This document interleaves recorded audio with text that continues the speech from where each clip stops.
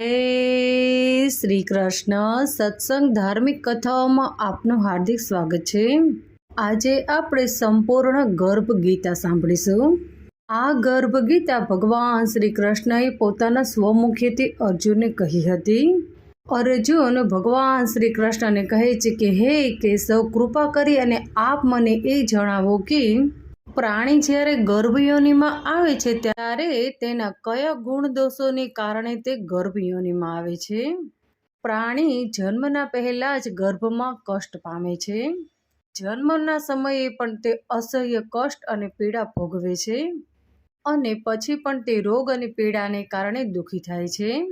જ્યારે તે વૃદ્ધ બને છે ત્યારે વૃદ્ધ અવસ્થામાં તેને અનેક પ્રકારના રોગો ઘેરી લે છે અને અંતે તે મૃત્યુ પામે છે। અતઃ હે કેશવ, આપ મને કૃપા કરીને એ જણાવો કે એવા કયા કાર્યો છે જે કરવાથી મનુષ્ય જન્મ અને મૃત્યુના દુઃખોથી બચી શકે। ત્યારે ભગવાન શ્રી કૃષ્ણએ કહ્યું કે હે અર્જુન, હે પાર્થ, જન્મ અને મૃત્યુનું બંધન તો પ્રાણીની નિયતિ છે। એ તો સંસારની ક્રિયાવિંત છે। જે પ્રાણી સંસારમાં નષ્ટ થનાર પદાર્થોને પ્રેમ કરે છે, જે પ્રાણી સંસારની નશ્વત વસ્તુઓની ઈચ્છા રાખે છે, જે મનુષ્ય સંસારની દોલત પામવાની કામના કરે છે અને તે પ્રાણી ભગવાનની ભક્તિથી વિમુખ રહે છે, એના જ કારણે મનુષ્યને વારંવાર અનેક યોનિમાં જન્મ લેવો પડે છે અને આવી રીતે વારંવાર તે પ્રાણીને જન્મ લઈ અને જન્મ, મૃત્યુ અને ગર્ભની પીડા ભોગવવી પડે છે। અર્જુન બોલ્યો કે હે વાસુદેવ, સંસારની મોહ માયાથી મુક્તિ તો સંભવિત નથી। મન તો 5 વિકારોમાં વશ છે અને આ 5 વિકારો કામ, ક્રોધ, લોભ, મોહ અને અહંકાર છે। આ મન મસ્ત મોટા હાથી જેવું છે અને માયા આ મનને જકડી લે છે। આ 5 વિકારો છે તેમાંથી અહંકાર બધા કરતા વધારે પ્રબળ છે, જે પ્રાણીને નરકમાં લઈ જાય છે। ત્યારે અર્જુને કહ્યું કે હે કેશવ, આ મદમસ્ત હાથીને કેવી રીતે વશમાં કરવો? અર્થાત કે મનુષ્યને આપણે કઈ ક્રિયામાં લગાવીએ કે જેથી કરીને મનને આપની ભક્તિમાં પોરવી શકીએ।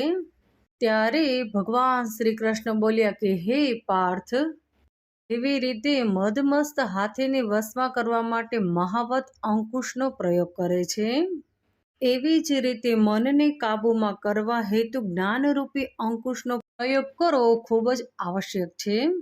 ભક્તિ અને જ્ઞાનનો અભ્યાસ કરવાથી જ આ પ્રાપ્ત થાય છે। અહંકાર કરવાથી સૌનું જીવન નરક બની જાય છે। અર્જુન બોલ્યા કે હે કેશવ, કોઈ પ્રાણીઓ આપની ભક્તિ કરવા માટે રણ જંગલોમાં ભટકી રહ્યા છે અને કોઈ સાંસારિક મોહમાયા છોડી અને ઘણી બધી જગ્યાએ ફરી રહ્યા છે। અતઃ હે પ્રભુ, આપ બતાવો કે તમારી ભક્તિ કઈ રીતે અમને મળી શકે અને કયા પ્રકારે અમે તમારી ભક્તિ કરી શકીએ। તમારી ભક્તિને કેવી રીતે પ્રાપ્ત કરી શકાય? ત્યારે ભગવાન શ્રી કૃષ્ણ બોલ્યા કે હે પાર્થ, જ્યારે પ્રાણી મને શોધવા માટે જંગલોમાં ફરે છે એ સંન્યાસી કે વૈરાગી કહેવાય છે। કોઈ પોતાના માથા પર મોટી જટા બાંધે છે, કોઈ પોતાના શરીરે ભસ્મ લગાવે છે, તો પણ તે પ્રાણી મારા દર્શન પ્રાપ્ત કરી શકતો નથી, કારણ કે તેમનામાં ભક્તિ અને પ્રેમ નથી। તેઓ અહંકારમાં ડૂબેલા હોય છે, તેઓ તપ અને વૈરાગ્યનો અહમ કરે છે અને તે મારી ભક્તિમાં બાધા સ્વરૂપ બની જાય છે। જે શુદ્ધ મનથી ભક્તિ કરે અને તે સતત અભ્યાસી હોય, જે કામ, ક્રોધ, લોભ અને મોહ અહંકારથી વિપરીત હોય, એ પ્રાણીને જ હું દર્શન આપું છું। અર્જુન બોલ્યો કે હે પ્રભુ, મનુષ્ય આ 5 વિકારોમાં ગ્રસ્ત થઈ અને પોતાનું જીવન વ્યતીત કરે છે, પોતાનું જીવન નષ્ટ કરે છે। અર્જુન બોલ્યો કે હે માધવ, કૃપા કરી અને આપ મને એ જણાવો કે કોઈની સ્ત્રી અસમયે મૃત્યુ પામે છે, કોઈનો પુત્ર અકાળે મૃત્યુ પામે છે, કયા પાપને કારણે વ્યક્તિ નપુંસક બની જાય છે? ત્યારે ભગવાન શ્રી કૃષ્ણ બોલ્યા કે હે પાર્થ, જે વ્યક્તિ કરજ લઈ અને ચૂકવતા નથી, તે વ્યક્તિ આ પાપને કારણે પોતાની પત્નીને ખોઈ બેસે છે। જે વ્યક્તિ હિસાબેથી કોઈની અમાનત લઈ અને તેને પાછી આપતા નથી, તેમના પુત્રનું અકાળે મૃત્યુ થાય છે. જે વ્યક્તિ બીજા કોઈ વ્યક્તિને વચન આપી અને સમય આવે ત્યારે તેની સહાય કરતા નથી, તે વ્યક્તિ નપુંસકતાને પ્રાપ્ત કરે છે. અને હા, હે પાર્થ, આ બધા જ પાપો ખૂબ જ ભયંકર પાપો છે. અર્જુન બોલ્યો કે હે કેશવ, મનુષ્ય કયા પાપને કારણે હંમેશા રોગી રહેતા હોય છે અને કયા પાપને કારણે ભાર ઉચકવા વાળા ગધેડા બની અને જન્મ પ્રાપ્ત કરે છે, અને કયા પાપને કારણે મનુષ્યને સ્ત્રી અને ગધેડાનો જન્મ મળે છે, અને કયા કુકર્મને કારણે મનુષ્ય જઘન્ય પશુઓ બનતા હોય છે. ત્યારે ભગવાન શ્રી કૃષ્ણ બોલ્યા કે હે ગાંડીવધારી અર્જુન, જે મનુષ્ય પોતાની કન્યાને વેચી દેતા હોય છે તે હંમેશા રોગી બનતા હોય છે. જે મનુષ્ય અભક્ષ્ય ભોજન કરતા હોય, વિષય વિકાર માટે મદિરા પાન કરતા હોય, તેને ગધેડાનો જન્મ પ્રાપ્ત થતો હોય છે. જે મનુષ્ય ખોટી જુબાની આપતા હોય છે તેને સ્ત્રીનો અવતાર મળતો હોય છે. જે મનુષ્ય પ્રથમ પહેલા ભોજન કરે છે અને પછી ભગવાનને ભોગ ધરાવે છે, તે બિલાડી અને શુકરની યોનિને પ્રાપ્ત કરે છે. અર્જુને કહ્યું કે હે કેશવ, જે પ્રાણીને તમે ધન દોલત અને ઉત્તમ વાહનથી નવાજતા હોય છો, તે પ્રાણીએ કયા પ્રકારના પુણ્ય કર્યા છે? ત્યારે ભગવાન શ્રી કૃષ્ણએ કહ્યું કે હે ધનુર્ધારી, જે પ્રાણીએ ઉત્તમ પ્રકારનું સુવર્ણ દાન કર્યું છે તેમને ઉત્તમ વાહન અને ધન દોલત પ્રાપ્ત થાય છે. જે મનુષ્ય ભગવાનને સાક્ષી માની અને કન્યાદાન કરે છે તેમને ઉત્તમ પુરુષનો જન્મ પ્રાપ્ત થાય છે. અર્જુન બોલ્યા કે હે માધવ, તમે આ સંસારમાં કોઈને સુંદર બનાવ્યા તો કોઈને કુરૂપ બનાવ્યા, કોઈને ધનવાન બનાવ્યા તો કોઈને નિર્ધન બનાવ્યા. ત્યારે અર્જુને કહ્યું કે માધવ, આવું કેમ? ત્યારે ભગવાન શ્રી કૃષ્ણએ કહ્યું કે હે પાર્થ, જે મનુષ્યએ અન્નદાન કર્યું છે તેને હું સુંદરતા આપું છું, એટલે તે વ્યક્તિ સુંદર છે.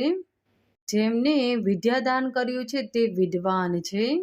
કોઈ પણ મનુષ્યના રૂપ અને સ્વરૂપનું ક્યારે પણ મહત્વ હોતું નથી. તે મનુષ્યમાં જે ગુણો છે એ જ તેમની સાચી ઓળખ છે. જે પ્રાણી સંતોની સેવા કરે છે તે ધનવાન અને પુત્રવાન બને છે. અર્જુન બોલ્યા કે હે મુરલીધર, મનુષ્ય સંસારના સુખો પ્રતિ અતિશય મોહિત કેમ હોય છે? ત્યારે ભગવાન શ્રી કૃષ્ણએ કહ્યું કે હે ધનુર્ધારી અર્જુન, જે મનુષ્ય મારી કૃપાથી વંચિત થઈ જાય તો તે મનુષ્ય ધન દોલતની મોહ માયામાં લપેટાઈ જાય છે. એ બધું જ નાશવંત છે. વિવેકી પ્રાણી આ બધાથી દૂર રહે છે. જો પ્રાણી સાંસારિક મોહ ત્યાગ કરી અને પવિત્ર સ્થળોના દર્શન કરે છે, તે જ મારી નિષ્કામ ભક્તિને પ્રાપ્ત કરી શકે છે અને રાજા સમાન સુખ અને જ્ઞાનની પ્રાપ્તિ કરી શકે છે. આ સંસારમાં બધી જ વસ્તુ નાશવંત છે. માત્ર અને માત્ર મારી ભક્તિ જ એવી છે જેનો ક્યારે પણ નાશ થતો નથી. અર્જુન બોલ્યો કે હે મધુસૂદન, મનુષ્યને શારીરિક રોગો જેમ કે રક્ત વિકાર, ખંડવાયુ તથા પંગુતા આદિ રોગો કયા કારણને લીધે થતા હોય છે તે કૃપા કરી અને આપ મને જણાવો. ત્યારે ભગવાન શ્રી કૃષ્ણએ કહ્યું કે હે પાર્થ, જે પ્રાણી મારી ભક્તિથી વિમુખ થઈ અને મોહ માયામાં લુપ્ત થઈ જાય છે તે ક્રોધી, રક્તવિકારી, આળસુ, દરિદ્રશીલ, સંયમ રહિત, ખંડવાયુ જેવા રોગોથી પીડિત હોય છે. જે સ્ત્રી પોતાના પતિવ્રતા ધર્મનું પાલન નથી કરતી, એ સંયમ રહિત, જ્યોતિહીનતા જેવા વિકારોથી ગ્રસ્ત રહેતી હોય છે. અર્જુન બોલ્યો કે હે કેશવ, કૃપા કરીને આપ મને ગુરુ દીક્ષા અને ગુરુ મહિમા વિશે આપ મને જણાવો. ત્યારે ભગવાન શ્રી કૃષ્ણ બોલ્યા કે હે કૌંતે, તમારો આ પ્રશ્ન સમગ્ર માનવ જાતિ માટે કલ્યાણકારી છે. ત્યારે અર્જુન બોલ્યો કે હે કેશવ, તમે ધન્ય છો અને તમારી જનની પણ ધન્ય છે. ત્યારે ભગવાન શ્રી કૃષ્ણ બોલ્યા કે હે કૌંતે, હે અર્જુન, બ્રહ્મચારી અને સંયમી પુરુષ જે ઈશ્વર ભક્તિ અને પરોપકારથી ભરપૂર હોય એને જ ગુરુ બનાવવા જોઈએ. પોતાના ગુરુના દેખરેખ હેઠળ જ જે મારી પૂજા કરે, ગુરુની કૃપાથી વિમુખ પ્રાણી સપ્તગ્રામ મારવાના પાપ ભોગવે છે. હે પાર્થ, આખા જગતના ગુરુ જગન્નાથ છે. વિદ્યાના ગુરુ કાશી, ચારે વર્ણોના ગુરુ બ્રાહ્મણ, બ્રાહ્મણના ગુરુ સંન્યાસી, સંન્યાસી એને જ કહેવાય જે સર્વનો ત્યાગ કરી અને મારામાં વિલીન થઈ ગયા હોય, તે બ્રાહ્મણ જગત ગુરુ છે. જે પ્રાણી ગુરુ ભક્ત છે તે મારા ભક્ત છે. એ ગૃહસ્થ ગુરુથી વિમુખ હોય તે ચંડાલ સમાન છે. જે જગ્યાએ મદિરાપાન થતું હોય એ જગ્યાનું ગંગાજળ પણ અપવિત્ર છે.